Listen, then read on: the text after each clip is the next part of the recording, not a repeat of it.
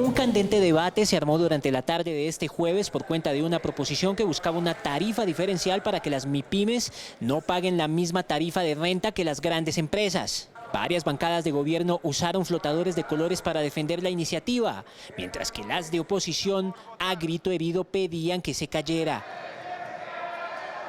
Otro tema que generó fuertes reproches en contra del ministro de Hacienda fue el de la no deducibilidad de regalías para empresas petroleras. Hay que hacer un alto en el camino, de verdad.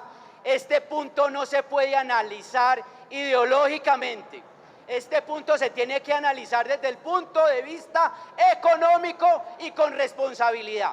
Con esto que está haciendo el presidente Petro, con esto que está haciendo el ministro de Hacienda, no se va a resolver el problema del cambio climático, pero lo que sí se va a lograr, presidente, es que se empobrezca el pueblo colombiano. La respuesta del jefe de la cartera fue contundente. Se ha dado la señal de que estamos siendo irresponsables fiscalmente. No, lo digo en forma muy enfática, todo lo contrario, digamos, las proyecciones que estamos haciendo es de una reducción del déficit fiscal total del 7.1% del PIB, que heredamos básicamente al 4.3% del PIB. En comparación con lo aprobado en Senado, en Cámara revivieron el impuesto a las iglesias tal y como estaba en la ponencia original.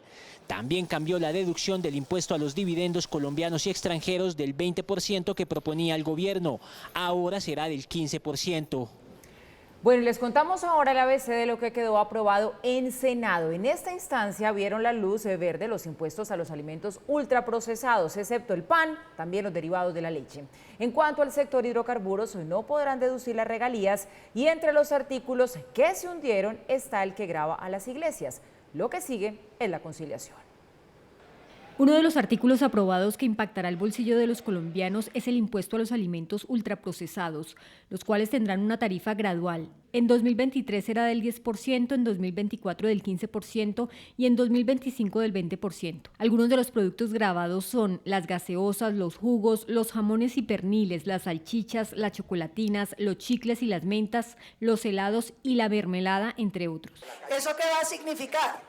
Que vamos a ponerle más impuestos a la canasta básica, que nos sigan diciendo que esto no va a afectar a las clases menos favorecidas de este país, porque lo que va a terminar pasando es que muchísimos colombianos van a ver incrementados los productos de los alimentos de primera necesidad por cuenta de este impuesto. A algunos de los productos que les iban a poner impuesto y que finalmente fueron excluidos son el pan industrial, la miel, los bocadillos, las obleas y derivados de la leche como el yogur, el suero, la mantequilla y la cuajada. La tranquilidad que le puedo dar hoy al país y al Congreso es que el pan, ni el ultraprocesado, ni el pan artesanal, ni el que venden en las grandes superficies, ni el que venden en la panadería del barrio, quedará grabado en esta reforma tributaria. Quería darle esa gran noticia, es parte de todo el Congreso. Frente a la renta a las empresas, la tarifa general se mantiene en 35%, pero habrá sobretasas para algunos sectores.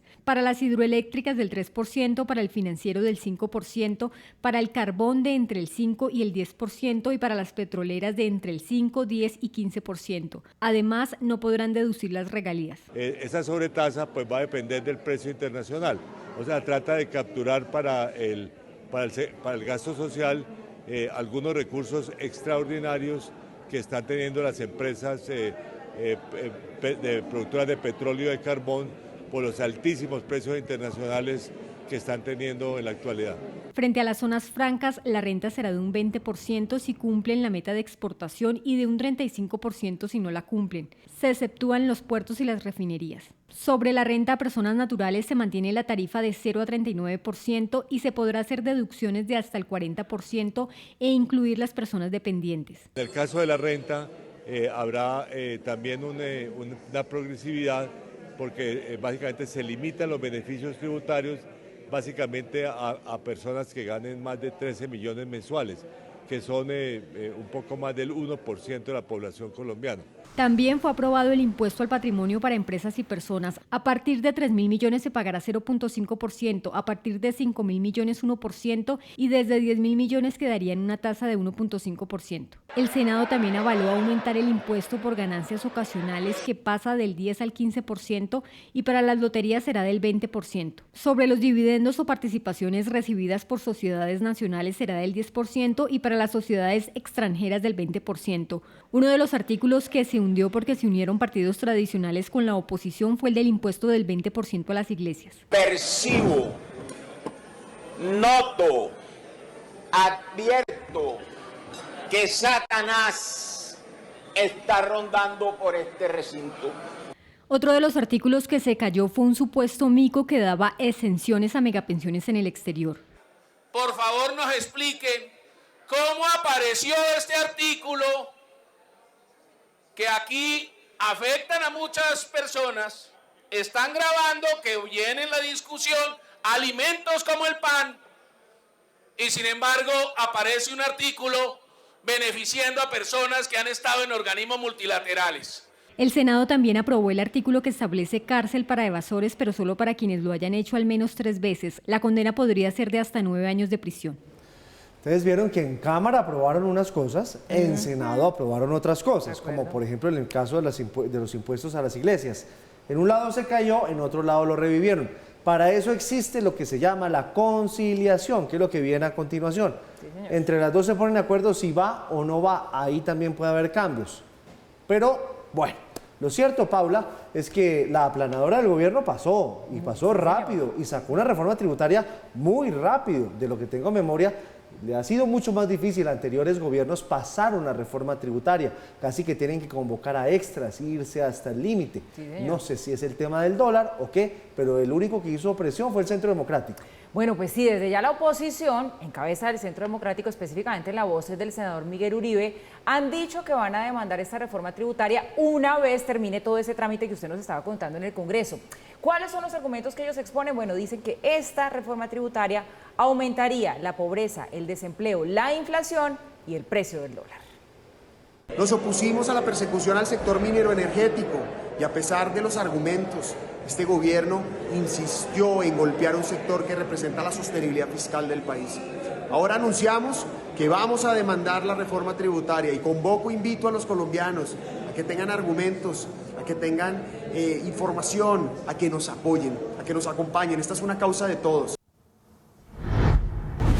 Ahí está la comunicación del senador Miguel Uribe del Centro Democrático anunciando que van a demandar, que ese partido va a demandar la nueva reforma tributaria. Por supuesto, tiene que pasar primero la conciliación, después ser firmada, promulgada por el gobierno, demandada posteriormente por el Centro Democrático. Una demanda que en realidad todavía no se sabe qué viabilidad tenga y qué tanta dientes tenga para verdaderamente avanzar.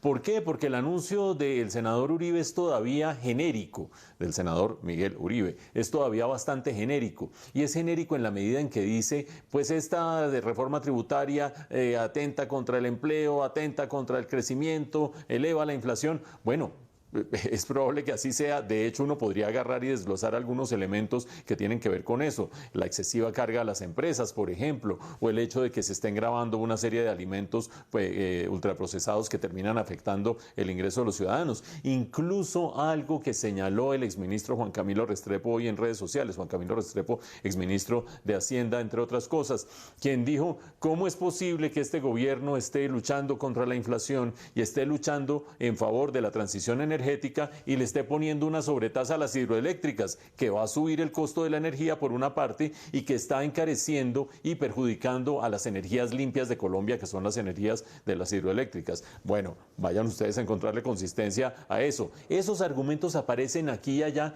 pero ninguno de ellos parecería ser suficientemente fuerte o, digamos, ninguno de ellos parecería ser ilegal para que diera lugar a que la demanda prosperara.